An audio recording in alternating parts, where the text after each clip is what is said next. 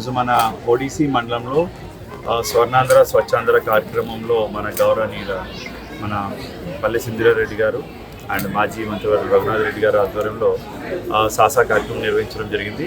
ఇక్కడ పెద్ద ఎత్తున విద్యార్థులు అలాగే గ్రామస్తులు కూడా పాల్గొనడం జరిగింది. ముఖ్యంగా ఓడిసి చెరువు చాలా రోజుల నుంచి మురుగు అక్కడ ఎక్కువగా ప్రవహించడం అండ్ అక్కడ డ్రైనేజ్ వ్యవస్థ కూడా కొంచెం అస్తవ్యస్తంగా ఉంది.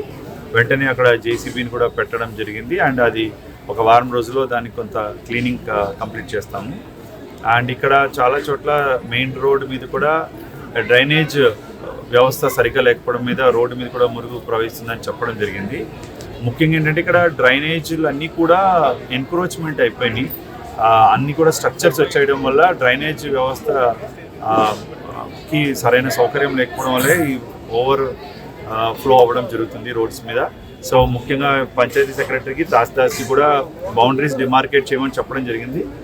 అండ్ ఒక డ్రైవ్ కింద ఎన్క్రోచ్మెంట్ కూడా తీసుకొని వచ్చి డ్రైనేజెస్ని మళ్ళీ యథాతథ స్థితికి తీసుకురావడానికి ప్రయత్నం చేస్తాము. దానికి గ్రామస్తులు కూడా సహకరించాలి. ఎన్క్రోచ్మెంట్స్ దయచేసి రోడ్డు మీద కానీ డ్రైనేజెస్ కానీ ఎన్క్రోచెస్ చేయకూడదని చెప్పి విజ్ఞప్తి చేస్తున్నాము. అండ్ అదే విధంగా ఇక్కడ రీడ్స్ సంస్థ వాళ్ళు కూడా ఈ ప్లాస్టిక్ని నిషేధించే విధంగా మనం క్లాత్ బ్యాగ్స్ని కూడా తయారు చేసి ఇచ్చారు. అవి అందరూ విద్యార్థులు కూడా స్కిట్ ప్రదర్శించారు. ప్లస్ అవి కూడా తీసుకొని వాళ్ళ ఇంట్లో వాళ్ళ చేతి కూడా ప్లాస్టిక్ వాడనివ్వము అని చెప్పి ప్రతిజ్ఞ చేసి క్లాత్ బ్యాగ్స్ తీసుకోవడం జరిగింది. నిజంగా అది చాలా మంచి కార్యక్రమం. అలాగే విద్యార్థులతో మన మధ్యాహ్న భోజన పథకం డొక్కా సీతమ్మ మధ్యాహ్న భోజన పథకంలో మెనూ ప్రకారంగా పదార్థాలు కూడా వండడం జరిగింది. అది పిల్లలతో కలిపి మేము ఇప్పుడు వాళ్ళతో పాటు అది టేస్ట్ కూడా చూడటం జరుగుతుంది. ప్రతి సంవత్సరం ప్రతి నెల ఇలాంటి కార్యక్రమాలు ఎన్నో చేస్తున్నప్పటికీ కూడా ప్రభుత్వం మాత్రమే చేస్తే సరిపోదు. ప్రతి ఒక్క ఇండివిజువల్ ప్రతి సిటిజన్కి ఈక్వల్ రెస్పాన్సిబిలిటీ ఉంది. అందరూ కలిసి మన భారతదేశాన్ని మన భూమిని రక్షించుకోవడానికి అడుగులు వేయాలని ఇవాళ చాలా అద్భుతమైన కార్యక్రమం. ఒకటి ప్లాస్టిక్ నిషేధం గురించి పిల్లలు జెడ్పీ స్కూల్ నుంచి ఒక మంచి స్కిట్ చేయడం జరిగింది. పిల్లలు చాలా యాక్టివ్గా పార్టిసిపేట్ చేశారు. అంతేకాకుండా ఇవాళ రెన్యూవబుల్ రిసోర్సెస్ని మళ్ళీ కూడా మార్చాలి. గ్యాస్ మనకి ధరలు పెరిగాయి. అంతేకాకుండా అంగన్వాడీ స్కూల్స్ కొంచెం స్మార్ట్ రూపంలో మార్చాలనే ఉద్దేశంతో అంగన్వాడీ స్కూల్స్ అన్నిటికీ కూడా ఇండక్షన్ స్టవ్ ప్లస్ దానికి కావాల్సిన యూటెన్సిల్స్ ఇవ్వడం జరిగింది. ఇవాళ పిల్లలు పెద్దలు అందరూ కలిసి ఓడిసిలో ఒక మంచి క్లీన్ అండ్ గ్రీన్ క్యాంపెయిన్గా మార్చి చెట్లని ఒక ఏరియాలో క్లీన్ చేయడం జరిగింది.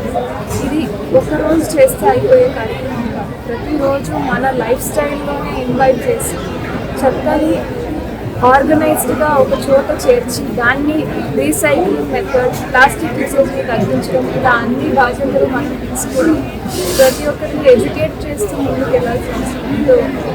ఈ కార్యక్రమాల ద్వారా ఖచ్చితంగా 2047 స్వర్ణాంధ్ర వైపు అడుగులు వేస్తున్నాము. ఇంకా మనకు కావాల్సిన విధంగా మన ఆంధ్రాన్ని మార్చుకోవడానికి ప్రతి ఒక్కరూ సాయం చేయాల్సింది. చాలా మంచి శుభవార్త.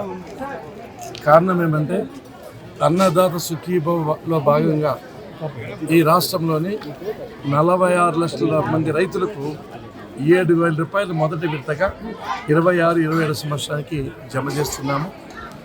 దీన్ని బట్టి చూస్తే తెలుగుదేశం పార్టీకి కూటమి ప్రభుత్వానికి రైతుల పట్ల ఎంత చిత్తశుద్ధి ఉందో, ఎంత అంకిత భావం ఉందో, ఎంత కమిట్మెంట్ ఉందో దీనికంటే వేరే ఎగ్జాంపుల్ అవసరం లేదు.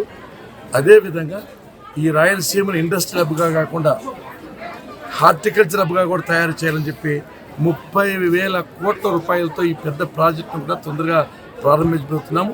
ఇది రైతులందరికీ కూడా జీవితాల్లో వెలుగునిస్తుంది. అదే సమయంలో ఎస్సీలకు, ఎస్టీలకు, బీసీలకు అందరికి కూడా 100% సబ్సిడీ, 90% సబ్సిడీతో డ్రిప్పులు ఎన్ని కావాలంటే ఇస్తున్నాము. ఈ మధ్యనే వేరుశనగకాయలు కూడా 13,000 క్వింటాల్లో మన పుట్టపర్తి నియోజకవర్గం ఒక్కదానికే డివైడ్ చేశాం. సత్యసాయి జిల్లాకు 75,000 క్వింటాల్ వేరుశనగలు సరఫరా చేయబోతున్నాం. అదేవిధంగా ట్రాక్టర్లు కానీ, స్ప్రేయర్లు కానీ, రోటివేటర్స్ కానీ, ఊర్లు కానీ, మడకలు కానీ అవి కూడా రేషియో ప్రకారం సాధ్యమైనంత వరకు ఇస్తున్నాం. ఫెర్సైడ్స్ కానీ యూరియా కూడా సప్లై చేస్తున్నాం. రైతుల పట్ల మా ప్రభుత్వం కమిట్మెంట్ ఉండేదానికి ఇవన్నీ తార్కాణాలు.